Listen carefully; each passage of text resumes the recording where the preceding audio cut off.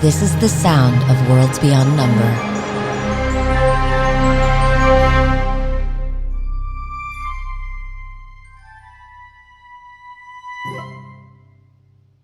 When last we saw this tense and frightful scene at the mansion, Mrs. White and Mustard had found the scene of the cleanup of the crime, a little toilet by the kitchen with just a tiny smudge of blood on the handle of the faucet.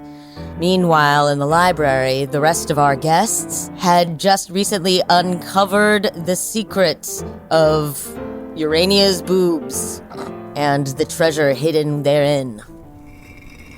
There's a moment after the globe has slid open, and you see the gun there inside the recess. I would like to walk slowly towards the gun in the globe and look and make eye contact with others around me to make sure that we all are approaching gingerly and together towards the weapon. Plum is lingering as the words that Mr. Green last said to him, the cold wait. Approaching the revolver, I would like to delicately grab with my handkerchief and touching just the end of the barrel and the sort of back corner of the handle, deposit the weapon on the desk. Miss Scarlet's perfect red lips are pursed. You can tell she's breathing heavily through her nose. Mrs. Peacock is still slumped in the armchair, clutching the copy of The Old Man and the Sea. I would like to open the revolver to count the number of bullets still within. There are still 4 bullets in the revolver. Then they are the original 4 silver bullets, correct? That's correct. They match the one that you had found in the wall. I will step back from the desk and gesture to the gun with my hand and saying, the 4 of us here in this room can see plainly 4 bullets remaining in the gun. Normally, as a member of the legal profession, I would never advise one to interact with a murder weapon, but given the unique circumstances and that the murderer is within a very high probability of chance still wandering the halls of the body mansion, I find it to be prudent to remove the remaining bullets from this weapon. Are there any here in disagreement? No. No protest from me. Go on and do what you gotta do. We'll gingerly remove the bullets from the weapon and we're in the library, right? I will leave the gun on the desk, take the 4 bullets in the handkerchief, walk over and deposit them some 15 feet away from that gun, standing upright, lined up on a shelf in clear sight of everybody. Is Mrs. White around with her? Flower, yes. We should wait for her to return from the bathroom. We'll soon know. Mrs. White, after Colonel Mustard points out the one little bloody smudge, what do you do? We should get back. All right. We know whatever happened close in the enough. kitchen, and clearly there was a cleanup. Yes. All right. Let's return to the others. Okay. So you move back across the mansion. You open the door. And Yeah, what's the vibe of this room as we go in? Like, okay. I think this is the moment that creates the classic illustration on the front of Yes, the I box. think Yes. you open and it's just everyone turns to face you. I think you just feel the silence of the past few minutes. Yeah, I'm standing by the curtain in 3/4 profile with a leg cocked out. Miss Scarlet is draped on one of the mantelpieces. I'm standing next to the fireplace, just looking down into the fire, smoking my pipe. And then Mrs. Peacock is like seated in a seat, like, How close did we get it? Let us know online. How were we there? At that moment, Yeah. a blinding flash of light illuminates the room at this tableau before you, and the heavy, oppressive silence as you see 4 bullets lined up on one of the many shelves. Gun. Found the gun. Claudette, if you'd be so kind, and I'll nod my head towards the gun on the desk. Oh, okay. One more time. And I will explain to them, like, the smudge that I found in the sink in the powder room as I pull out my last little bit. We got to be out of this flour by now. The last bit of flour. All right. As you blow a dusting of the fine pastry powder onto the gun, you see a set of prints. Now, Mr. Green, you have the records of the prints. Yes? I do. That's correct. You take a look at them. Not Mrs. White's, not Professor Plum's, not your own, not Colonel Mustard's. Miss Scarlett's are not on there. The lady sitting in the armchair, clutching a flask in a book. Those would be her fingerprints. She meets your eyes, steady gaze, a little steadier than the 5 sheets to the wind, but still is at least one. Well. Imelda, I think it's high time you tell us all how your fingerprints came to rest on the side of this revolver. Well, they're there because I used it. You're a smart young man, Cassidy. Surely we don't need to mince words this way. We're not in court. You shot Mr. Body. I did. Yes. Claw looks a little delighted. Miss Scarlett looks also a bit amused and impressed. Yeah. Colonel Mustard at first looks to the other men in the room as if perhaps we should do something. Yeah, what are you going to do? Fred? Yes. Right. I'm going to narrow my eyes. Why did you shoot Rutherford? Well, we all had reason to shoot Rutherford, but I did it because it needed doing. What is your reason for killing him? You're allowed to not like him and do whatever you want. I'm not allowed to do whatever I want, not the way that he was. Legally speaking, none of us are allowed to murder. Okay. Well, you're the lawyer, I suppose. In my professional estimation, none of us are allowed to murder. Now, the question posed to you is this. Why? I know that you found him distasteful, but why tonight? Why take the gun into your own hands? And please, with specificity, walk us through the events that unfolded after dinner. Well, when everybody left for dinner, and I saw Susie taking the candlestick, and I thought, well, why don't I take myself a little souvenir? So I brought the gun with me. It fits nicely in my pocket. Oh, she had pockets. Yes. Again, I'll teach you how to sew your own depending on how this night shakes out, dear. Okay. Took the gun, had that awful dinner. Oh, well, not the dinner. The dinner was lovely, but Thank the you. conversation, absolute garbage. Fair. Rubbish. And he has been spitting on the legacy of his mother this entire time. Johnny, he was all right, self-made man and all that, but really, what did he do for the people that he had control over? Nothing, I tell you. But Betty, you know, I say sometimes that she was too nice for her own good and too good for this world. And when she passed, well, he started, that young Rutherford started undoing every good thing that she had done. Her trust set up for the orphanages and the public libraries and the crimes around town, running the business into the ground, and I see the way he treats you all. The way he treats life like it's some sort of little fun game, and then there are no consequences. Well, I'll tell you what, where I'm from, where my mother was from, there were consequences. And, well, after dinner, I caught him out in the hallways, and I took he had the pipe on him, And I took it and I hit him over the head with it.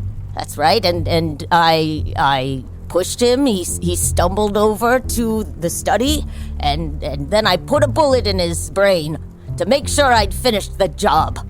Because I may not be long for this world, but I'm sure as hell gonna leave it better than I found it. Betty taught me that one. And she sits there in the chair, resolute, still a little tipsy, but with that kind of courage that comes from a couple of drinks.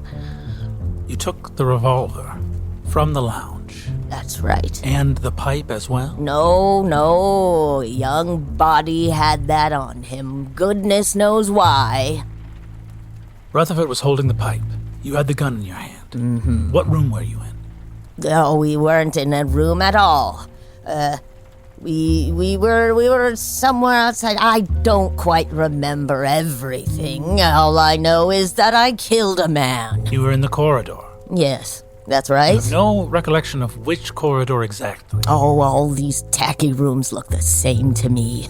How did you come into possession of the pipe in order to be able to strike Rutherford in the head? Well, he had it on him, and I have quick little fingers, don't you know? We're supposed to believe that you were able to pull a heavy copper pipe off of a man in his prime and then hit him hard enough to daze him. Striking Rutherford with the pipe, he then stumbled into the study, where he sat down at his desk. Sat down at that horrible desk, yes. At which point, you draw the revolver, stand in the doorway. Yes. Fire how many shots? 2 shots. My sight isn't what it used to be. But connecting with the temple, that's the finishing blow that kills. No. He had to already have been dead by the time the finishing blow hit. Sorry? No. Claudette, I'm right there with you. Describe the events following your murder of Rutherford. Having fired the 2 shots, you then did what? I came in here to the library, and I managed to put the gun into this hiding place that I knew about. Again, distasteful if you ask me. Mm-hmm. And then I had the pipe on me, and I managed to get it back into the lounge when all of you were busy running around and finding all the secrets. Rutherford and his secrets. Understood. So, from the door of the study, you were able to quickly move into the library. You were aware of the secret compartment in the globe and hid the revolver in there, having spent 2 bullets from it. You kept the bloody pipe on your person Was the pipe on your person as we all gathered in the study? That's right. And none of you even noticed. None of you noticed poor old drunk Imelda.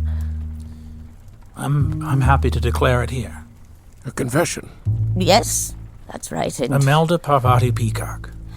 It will be my obligation as a officer of the court to inform the police that I believe you to be guilty of a felony.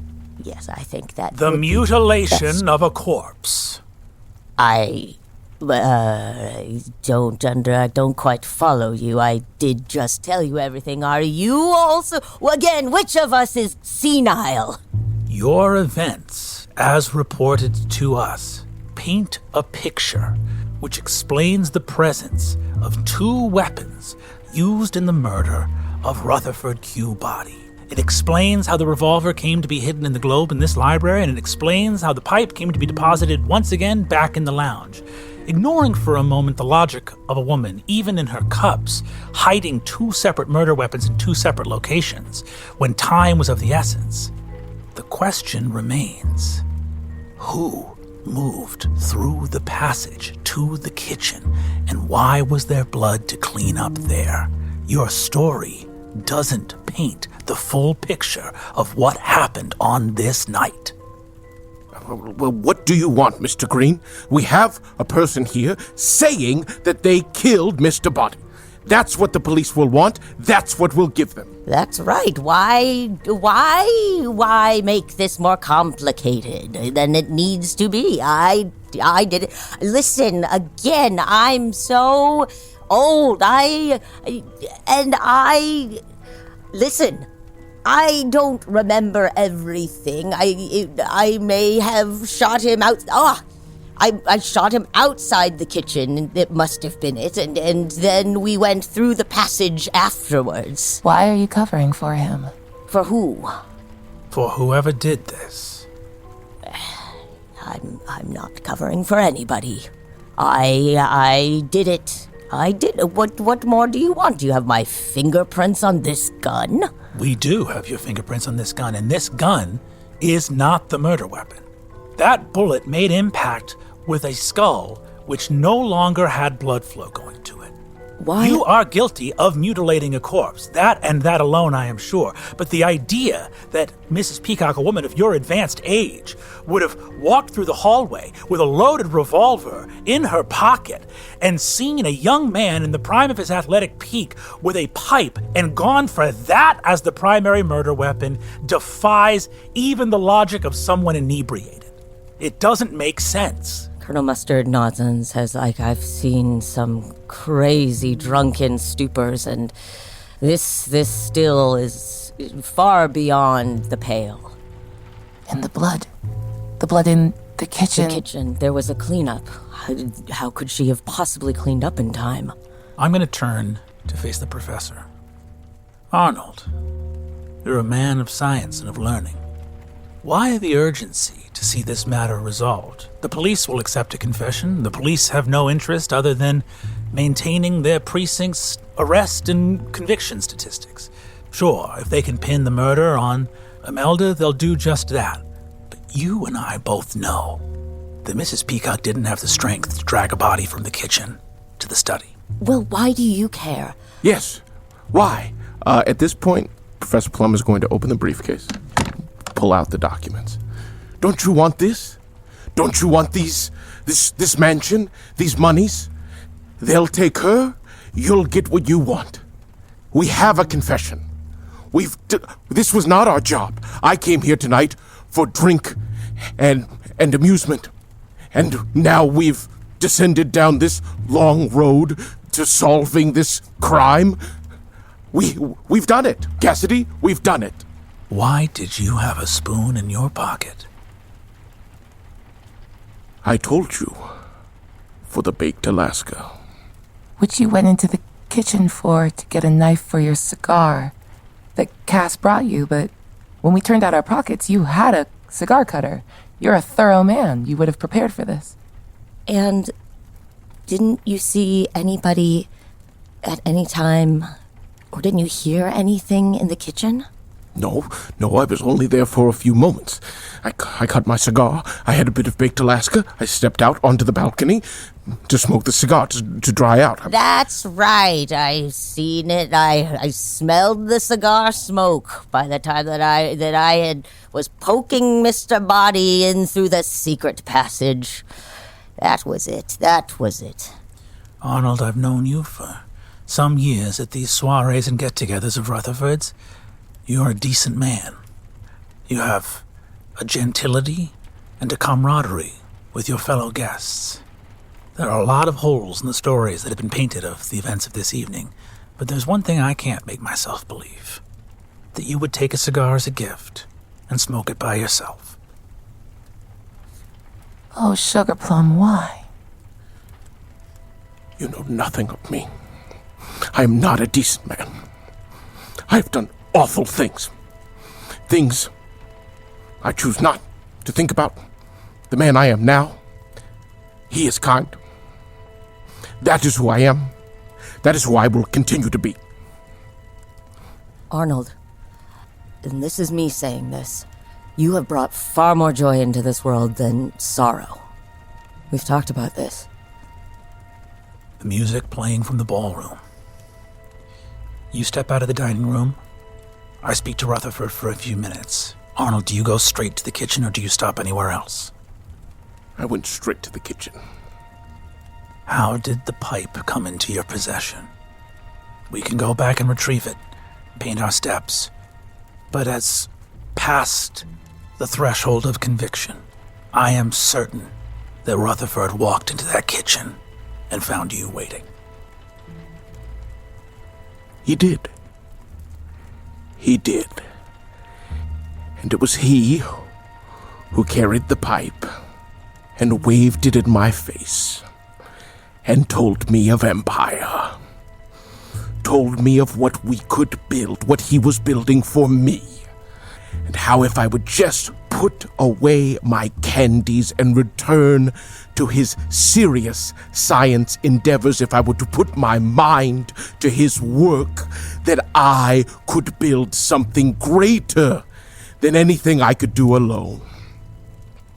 Scarlet purses her lips in disgust.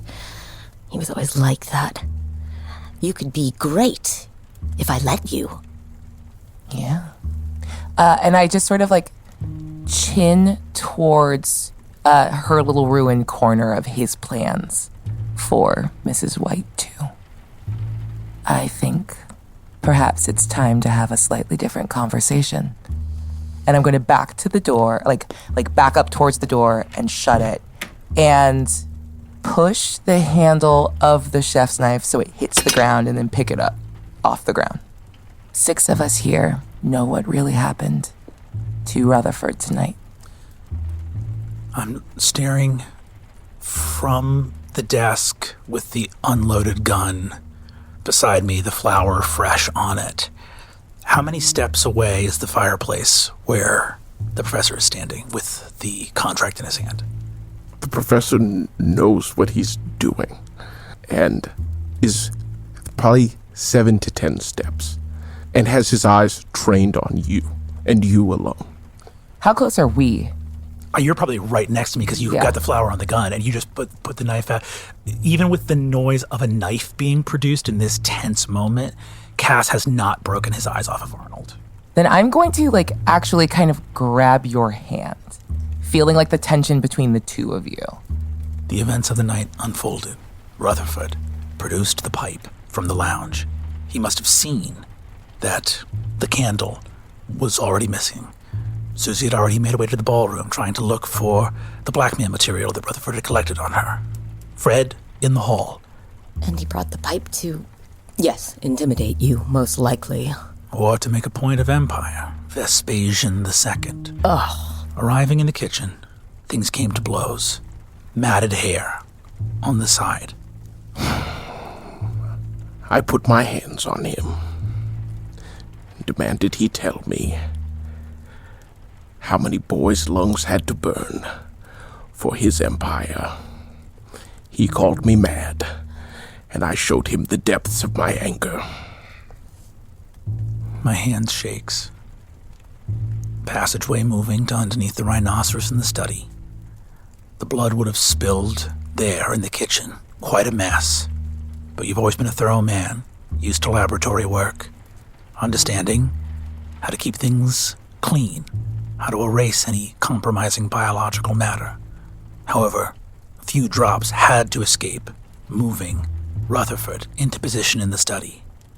You would have had enough time to find Mrs. Peacock, who for some reason was willing, based on her own animosity towards Rutherford, perhaps assuming that she is a unlikely face of villainy. Oh, this was actually an unhappy accident. I had no idea that the young professor would be up to this evening. So you invented the story of hitting him with the pipe. Why? Well, because clearly somebody, one of the rest of you had done that, and, if I was in for a penny, I was in for a pound. Oh, but you... Well, I'm sorry, young man. I should have been more thorough in my story. No, you were my first stroke of luck, Miss Peacock. And Mr. Green, you my second. And I waggle the folder. Let's be clear. I think Imelda may have had a point.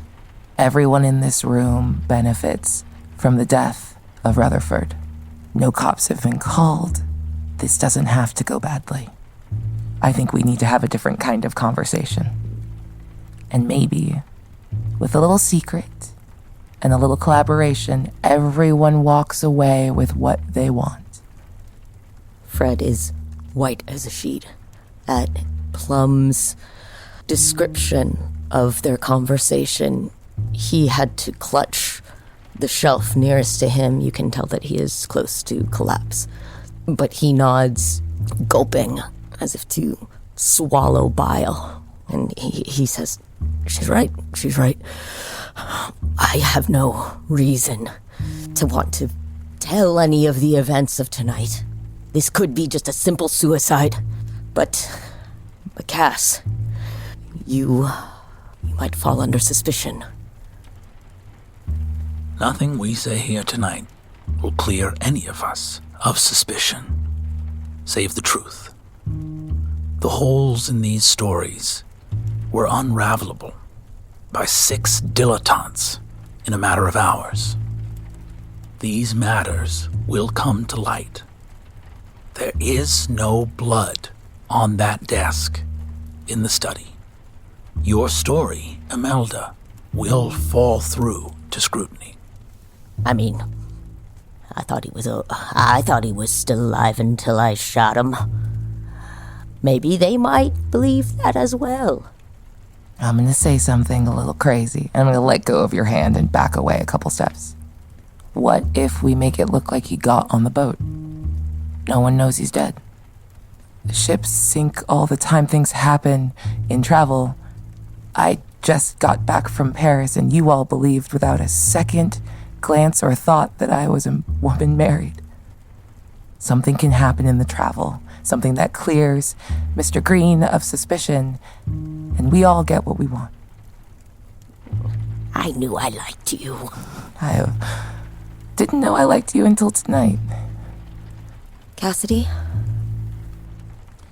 I'm going to take a step towards the professor. Cass. Arnold, I'd like you to remit those papers to my custody. What do you think of Mrs. White's plan? Because if I give these papers to you, your investment in it is null. My life has been destroyed tonight. Murder has been committed here. There is no walking out of this manor, either in Rutherford's murder or disappearance, which will not follow all of us like a long shadow for the rest of our days in this world. And you think that the best bet of having that not happen is to tell the police the truth? It is the only chance. If any of us are discovered in a lie, that is the end. I will never know the life I might have known if Rutherford had lived a day, a week, a month longer. If anyone on his board of directors had been informed of his decision. That ship has sailed. People will speak of me as a villain for the rest of my life.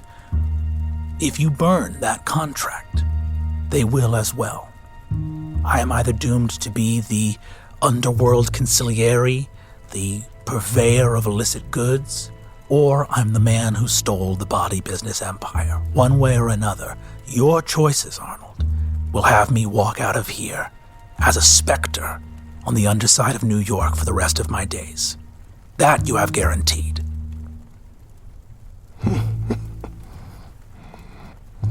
I killed 2 men this night, then it seems. You did. Arnold's going to let the paper slide from his hand into the flames. I'm going to leap as fast as I can to grab them. Miss Scarlet snatches the bullets from the shelf and goes towards the gun. Mrs. White slips to the other side of the door and is going to use the, I want to use the knife to break the lock and lock them in there. So all of us are on... Yeah, you're all scrambling this for side. things farther in the room. I'm getting out and trying to pin you all in. Fred goes after you and hammers at the door. Good luck! Claudette! Y'all Yeah, what happens in the bullet time of this? I am leaping for the papers before they get into the fire. Do you think that you make them in time? 7 steps away, nowhere. What if I have no regard for my physical well-being? What if, in other words, depending on where the papers drop in the fire, if I plunge my hands into the flame and try to grab it before the Mr. papers Plum get... interposes his body with yours. Let's go! I'll go We will die together. I'll go into the fire with you. I let them slip from my hand and then move to tackle Cassidy before he can get to them. Erica, what do we do? A crack of lightning strikes the road outside, illuminating this scene as if in slow motion. Professor Plum throwing the papers into the fireplace, Mr. Green diving after them, the professor interposing his body between Cassidy and the flames, only to be bowled into the hearth under the Brazilian wood mantle that screams, "Science!" Suddenly, everything is back in motion. You two are in the fire. Miss Scarlet is trying desperately with shaking hands to load the bullets into the gun. Fred Mustard sprints over to the two of you, pulling you both. Do you let him? If we have both gone into the fire, I will risk my own life to try to grab the contract from wherever it is, in whatever state it is. I am grabbing at his hands, trying to stop him at all costs to keep him from recovering these papers. The body empire must fall!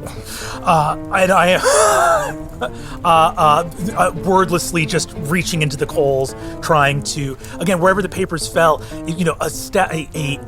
a cold contract falling onto open flame needs a second or two to catch. I think, but I will say Professor Plum, we're now just kind of imagination fighting.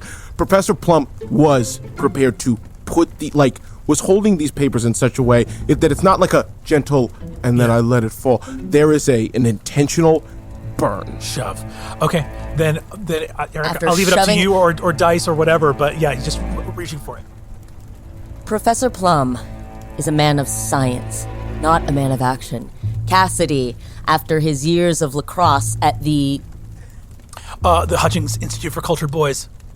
After his years of lacrosse at the Hutchings Institute for Cultured Boys, his years of hunting, literally having to chase after body on his world tours, he's quick.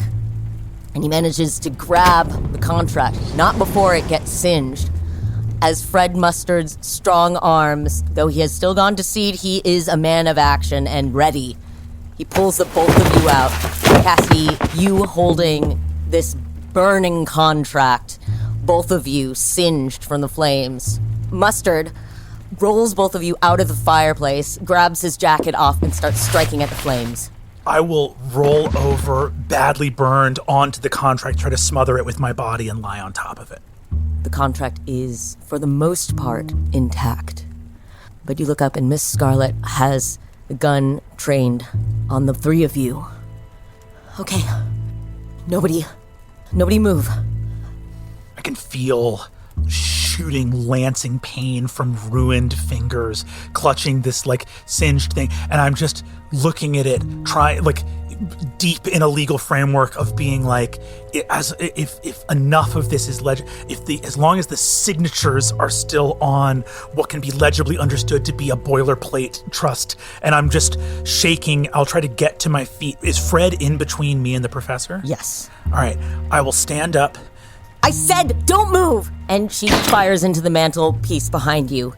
You can't tell if it was intentional or not. I'm gonna look at Arnold, look at Fred, look at Susie. I go, Susie, listen to me. This is gonna be another scandal that follows you, but you can get those photographs of Marlene out of here. You can save her reputation. There is no world where we walk out of here. There is no world where all our stories sink. There is no world where someone doesn't change their mind 5, 10, 15 years from now, but you can protect Marlene. I think you'll find, Mr. Green, that I am the one that has the revolver, and I can burn them anytime I damn well please. With shaking hands, she reaches between her breasts and pulls the photographs out, tossing them into the fireplace behind her, the one that says imagination. You hear them start to crackle as they go up. I think by this point, a sprinting, like once I've done my best to break the lock from the outside of the library, sprint to the lounge for the gold-plated wren, and I'm headed to the kitchen. I love a revamped kitchen. And according to my research, gas stoves are de rigueur now. Oh, absolutely. I had a plan, and if no one wanted to listen to my very good plan, clean hands. Get out of the kitchen. As you set to work on that, Susie, trembling, points the gun at both of you. Okay, that evidence is gone. This is gonna be a scandal no matter what. But I don't want to see anybody else have to suffer for all of his carelessness. That's all we've had to do, is we've suffered for it. Because he's been so... He's... Rutherford Q. Body. He had the money to make it all go away, the power and the influence. And you helped him, but you don't have to help him anymore. That's right. When you're as rich as Rutherford was, you really didn't need to face consequences, and seems to me you're as rich as Rutherford was. Only you know how to manage it better, and you have better friends. The Body Empire is not going anywhere. Without Rutherford to helm it, the board of directors, stakeholders will have a vote. The wheels of empire will keep turning. Arnold, the wheels will keep turning. You've burned the photos of Marlene. I think that's a kind thing to do, and just. Panic is going to tell us that we can walk away from here scot-free. And I'm telling you that's not true. Men like Rutherford don't die with no one paying the price. There will be a cost for all of us associated with having been here this night. Plum is going to look up at the Colonel. Fred. Yes, old man. Whatever happens to me, will you look after Reese, my dog? Yes, of course. Thank you. I'll make sure that he gets the very best of everything. Peanut butter's his favorite. Does anyone else smell something burning? Oh, yes. Gasoline, if I'm not mistaken. Claudette? Yay. Wrench to the gas entry points. And there are so many, like, there's candles that you described, candles and sconces in the ballroom, and you've described how many fireplaces are in this place.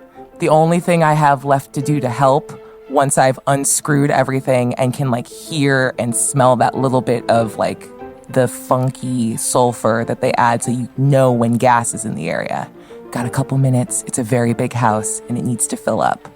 I'm going to go find every hidden little cache that I know Cass has. And you guys can hear maybe the breaking of, like, bottles once I get tired of slowly pouring them out.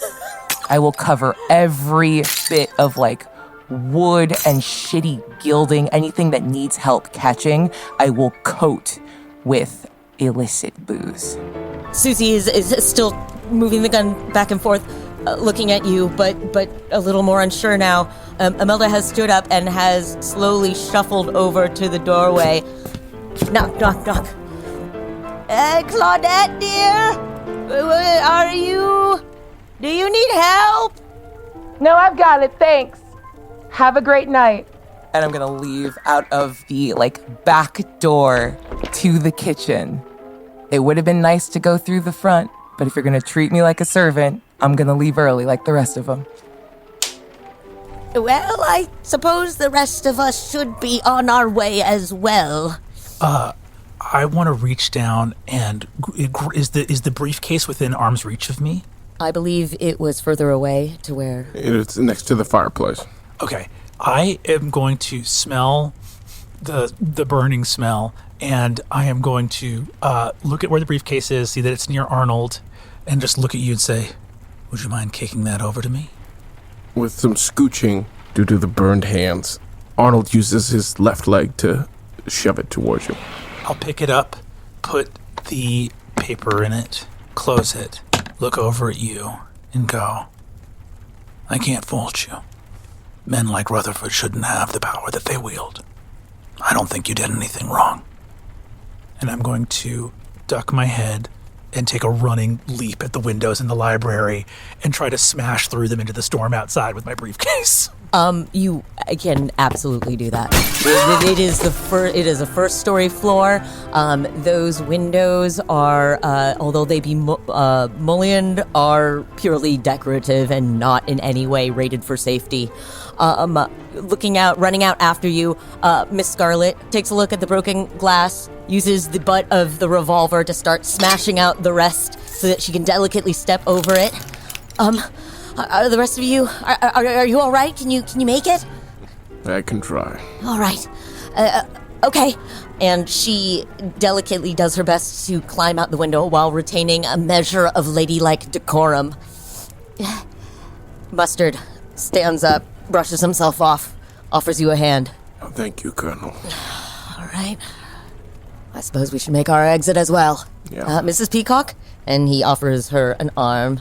Ah, yes. Very, very good. So am I going to jail, or? Oh, only if you want to. Oh. I don't think I'd like the food or decor there any bit more than I like it here. And the three of you walk out into the night. I think I want to sprint through the rain, far, far away from the mansion. Burned, I clutch the briefcase to my chest, and I, under my breath, go, I'm coming home, Minty. I'm coming home. and I want to turn around at whatever feels like a safe distance to see the mansion go up. The mansion is at the top of a hill, and you can see it. Everyone miles away can see it. The smudge of black smoke against a dark sky. Hear the flames still at this distance, licking, devouring what was just the most awful, oppressive, gilded cage that you'd ever known.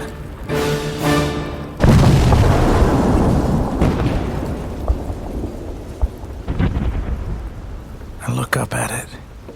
My eye twitches. I think about all of the clues in that vast mansion pointing to the truth of what happened, and thinking about what will occur. And I wonder what they will say. And I think that I look at the mansion for a while and end up getting in my car and driving quickly home. And I think when I arrive home, I check in on my sleeping children, Kelly, Forrest, and Montgomery, my beautiful wife, Martha. And then I double check our copy in our home of our fire insurance policy. It would be a terrible thing if we were to have a sudden fire occur at my residence. And I just want to review our policy as clearly as possible and check whatever stipulations there are in cases of potential arson. Colonel Mustard assists Professor Plum in returning to his home. It's just down the lane from the Vadi mansion. He sits on his own illustrious porch, scratches the head of his dog, Reese, and enjoys a few gummy squids, awaiting what will come in the morn. Mrs. Claudette White is going to make her way to the Duesenberg Model J. And with the golden wrench and a bit of that bullion from the stupid, rich people. Well, the cops will never know it was taken because why would they know there's a stupid little safe behind a painting inside of a building that's actively burning down? That's for me. I will make my way, and maybe 30 minutes to an hour after leaving the body estate, will arrive at a police station. Her optic white silk satin shiny pajamas still unbesmirched, takes a couple deep breaths, and walks through the front doors and reports a murder. Young lady, please, slow down. Sorry, I'm so sorry. I was hired by Mr. Rutherford Q. Body to make dinner for his salon and yes, one of his famous salons. yes, and I did that, and then there were gunshots, and then there was an argument and a fight in the library, and then it was on fire, and I ran. Well, who was there with you? Oh, Who did this? It was Mr. Cassian Green and Professor Arnold Plum and Colonel Mustard and Mrs. Peacock and Miss Scarlet in the study with a revolver. Good Lord! Here, sit down and put this blanket around you. All right. I'm sorry. We'll I'm so more. sorry. His car's outside. I didn't know what to do. I just wanted to report it as fast as Well, possible. you've done the right thing. Thank you. Thank you. Listen, this is New York in 1927. And What do a you group want? of hooligans here at the manor, trying to murder Mr. Body. Oh, putty ta-ta. He can say that. We can't. That's hateful. And once everyone gets put into motion. Oh, Yes, the immediately when you drop the name Body, suddenly the police station is a hive of activity. Every squad car is going out. Everybody is running around. They have very little time to take care of you, but they put a blanket around you, give you a cup of tea, and tell you stay where you are. yes, of course. And as soon as enough people have left that I am relatively alone, I will take the blanket off of my shoulders and fold it down from its 6-foot wingspan into a nice, tidy third. Step out to the Duesenberg, reach into the back seat, grab a couple of those bars of gold bullion, and my prize, my gold wrench. Fold them into it, throw it over my shoulder like a little bindle, and it's time to go.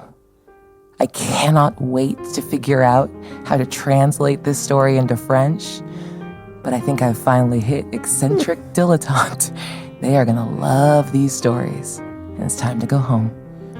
So in your bindle, you have a golden wrench, gold bullion, and a couple of stacks of untraceable dirty cash with you. You use that dirty cash to buy passage on the next ship out to Paris. The City of Lights, my home forever. And on the journey there, I will perfect my French accent so that if anyone asks, I was born in this city and I've always been here, though I spent some time in New York. Very quickly following the flight of Mrs. White from New York, police quickly decide that perhaps the testimony of an unmarried young black woman against a respected businessman, a Hollywood star, a grand dowager, a war hero, and Mr. Body's school chum from Hutchings Institute for Cultured Boys is perhaps not the most reliable. And in fact, it seems the most likely that she, the help, might have done it. I look forward to seeing in Paris newspapers the sort of trickle down reports of this, where I've gone from Mrs. White to a black widow. That's fun. Wow. In the weeks following this great scandal, which is quickly laid to rest due to the nature of the accused and the nature of the accuser, Miss Scarlet returns to Hollywood, having grown tired of the Broadway lights. It turns out that in Hollywood, being part of a secretive soiree so wild it burned down the mansion it was in is actually beneficial for one's career.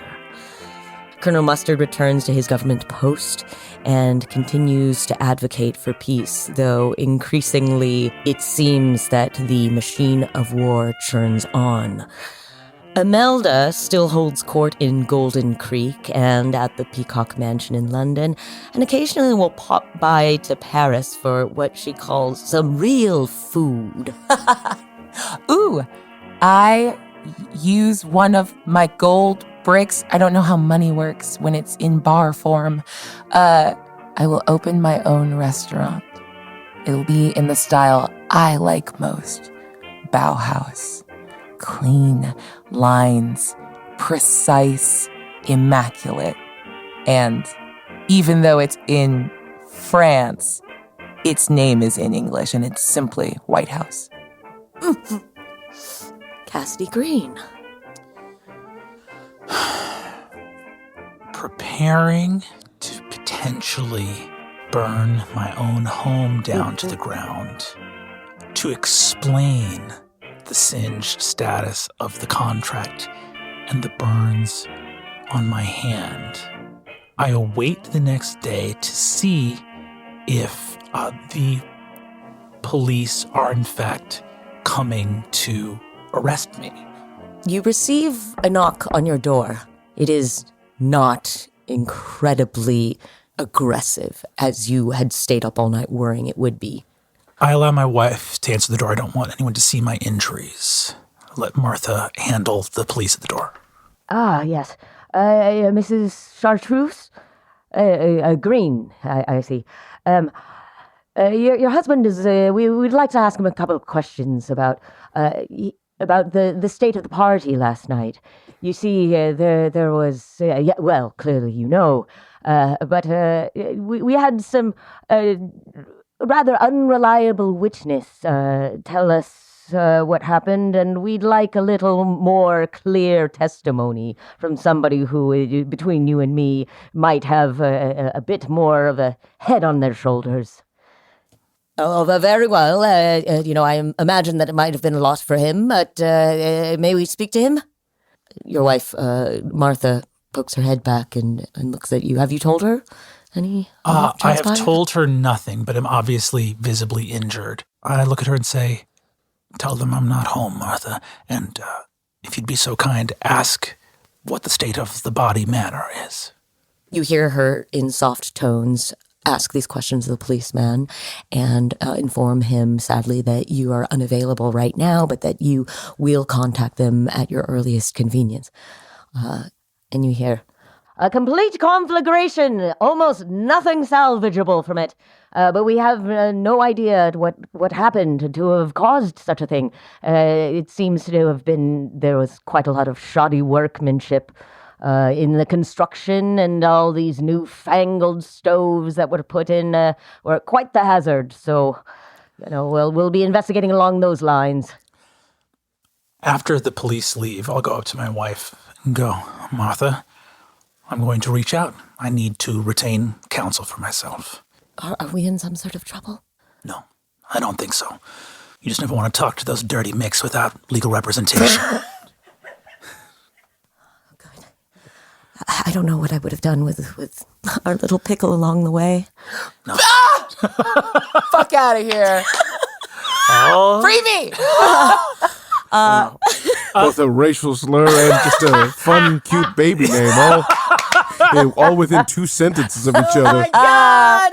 I'm going to. I think Cassidy just gums up the word, just like only speaking through a lawyer. Am I under arrest? Am I a suspect?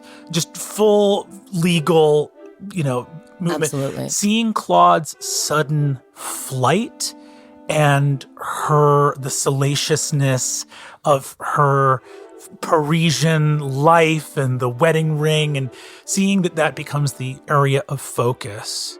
Cassidy centers his story around the conflagration, the sudden fire, the singeing of the contract, and breathes not any extra word of what happened that night other than what is needed to exonerate himself from suspicion.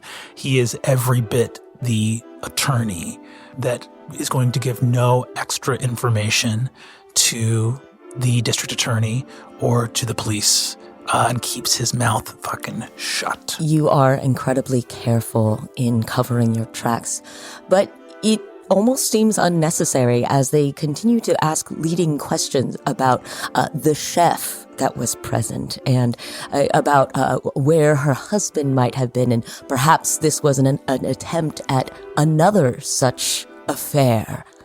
You are not even taken into custody at any point, and you maintain a measure of that decorum.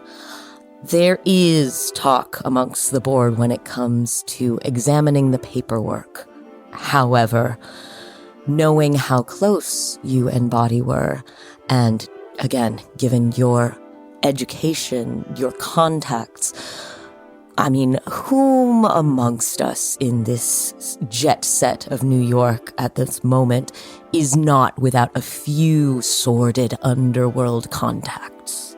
I think that I'm very surprised at the ease with which the board accepts my social connections to Rutherford as I inherit this controlling stake from the airless, libertine Rutherford. But I think that there are probably one or two board members whom I lean on, having run into them some Friday or Saturday night out on the town with some pinstriped associates, being amazed to run into them here in an illicit place and suddenly having in common that both of us are somewhere we shouldn't be.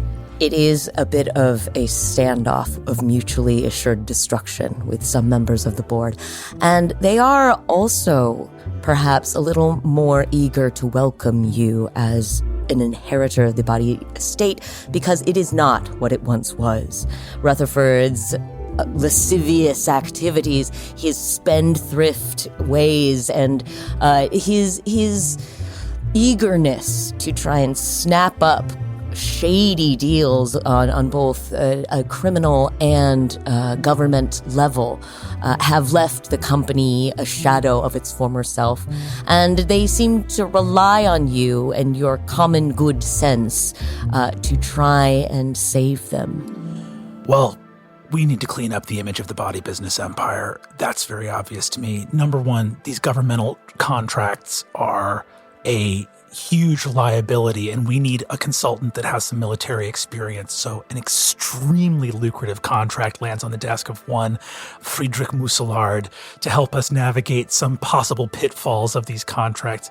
And come to think of it, we could be doing much more work for charity and cultural rejuvenation of the city. So a lucrative contract for one Imelda Peacock, seeing her pockets lined to restore the prestige of the organization. And I've been thinking for a while that probably we need to have some kind of imprint in entertainment. There is a very glowing biopic that is optioned in Hollywood, and it seems that it falls across the desk at one point of Ruby Shue, aka Susie Scarlett. And I think as this all comes into focus, I think Cassidy thinks a lot about the two people to whom he was closest that know what actually happened on that night. And I think we'll get into his town car and try to make his way to find Professor Arnold Plum. And how does he find him? What has happened between that fateful night and the day that Cassidy Green finds you? I think in the days following the infamous fire at the Body Mansion, I think Professor Plum, similar to Mr. Green, leans on his attorneys in terms of handling the police. Though I think as his wounds heal and the burns on his hands recede, I think he can't help but feel like this place and this city and these people and this society is not for him.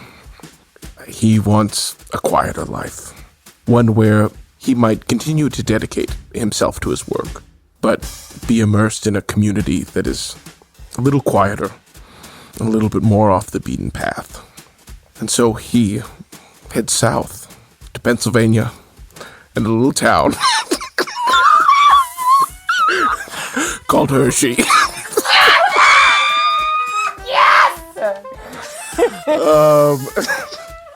And there in Hershey, Pennsylvania, With his sweet dachshund, Reese. we set about creating new confections to inspire delight across the world, including mean greens, blancocos, and all, of course, Reese's cups, and all manner of confectionery treats. So if you were to set out looking for Professor Plum, it would be quite a drive.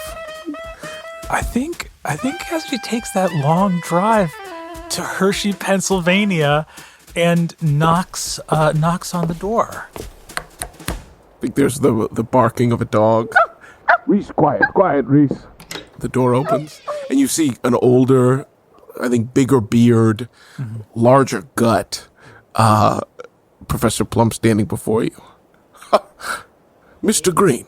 A deep, dark green Joseph A. Bank overcoat. As I take a looking, hey, this is the good life. And so you see with a little bit more ostentation than before, Cassidy produces 2 cigars. I neglected to bring my cigar cutter. You have a knife in the kitchen? You dog. I'll walk through with you smiling as How's Montgomery? Oh, excuse me.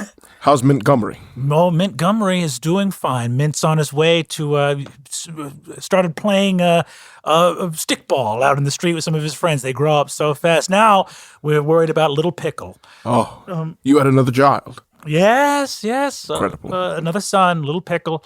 Martha wants 5, so 5 it shall be. 5 it shall be. I wonder if Little Hunter will be on the way one of these days, or That's a good name. I think so too. As we walk in, he hands you one of the cigars and says, I wanted to approach you because there was a number in the budget that was charted for you, and I believe there was some pressure from a business plan that had been established by Rutherford to contract your services in a Defense Department contract. I wanted you to know that after our quarterly review, that budget has been reserved. And I slide a sort of manila folder across the table to you. What's this? It's an offer for the money that had been promised to you. We would like to make an investment for a minority stake in your company. Professor Plum's going to open the manila envelope and examine the offer.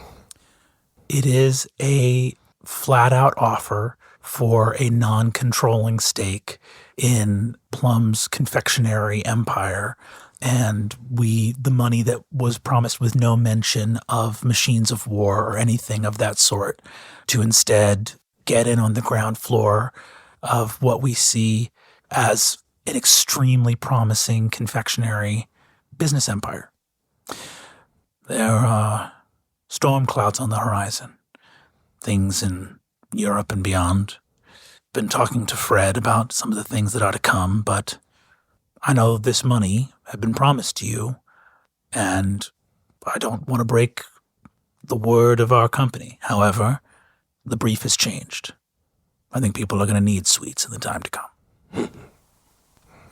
I hope it's not rude, but I am going to have to reject this offer. Is that so? Yes.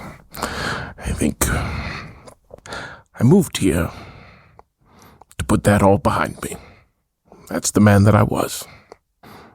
This is the man that I am. I respect your integrity. You have your own chart, your own course. I think in some ways I wanted to bring you into the fold because of what we share. That, well, Claudette saved both our lives. Well, as far as I'm concerned, we don't need a contract to acknowledge that. No. I just know that any point of contact endangers both of us. Her life in Paris, our lives here. They'll keep on believing that it was Mrs. White in the study with the revolver. And as long as they believe that, they'll know that it wasn't. And he takes a small little manila envelope and cracks it open and looks inside with a long, detailed event in his handwriting, which is every single piece of evidence detailing from top to bottom the events of that night exactly as they unfolded, the stamps of time, the corroborating evidence, and at the very end saying, despite the evidence of the silver bullet lodged in his brain, this murder was committed by Professor Arnold Plum in the kitchen with the lead pipe. I wrote this as soon as I got home. And with his badly burned hand, here in your kitchen, gas stove, clicks it on, lights the descriptions of the events on fire, and hands you a cut cigar. I take it, put it in the corner of my mouth, reach into my pocket. For these, you've got to try one of these little morsels. See that? Pure chocolate. Doesn't melt in your hand. Melts in your mouth. How the hell did you do that? And as these two men, these two friends who have been forged in the fire together. I have one more stupid stinger. Okay, all right. Yeah. Just 1 year, like a year or so later down the line, just 2 postcards to her 2 friends, the people that knew what happened that night, now that everything's settled down. The postcard that goes to Professor Plum is blank on the front, nothing specific about it.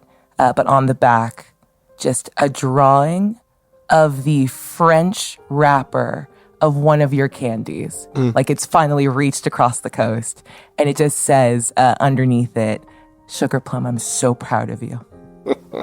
And to Cass, it's actually a postcard with her restaurant. Like that's the photo on the front. And on the back, it's just a detailed recipe for baked Alaska with one little note that's like, and remember, this is the hard part about how to light it on fire at the end.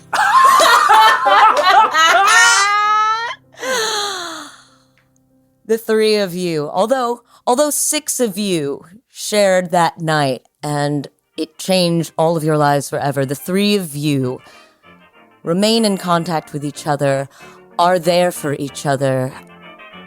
And as the world continues to change, you still remember that night at the height of the jazz age at the Body Mansion, where you found out who was important to you.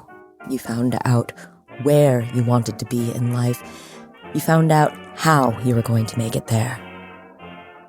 You made it happen, even though that night you couldn't have had a clue.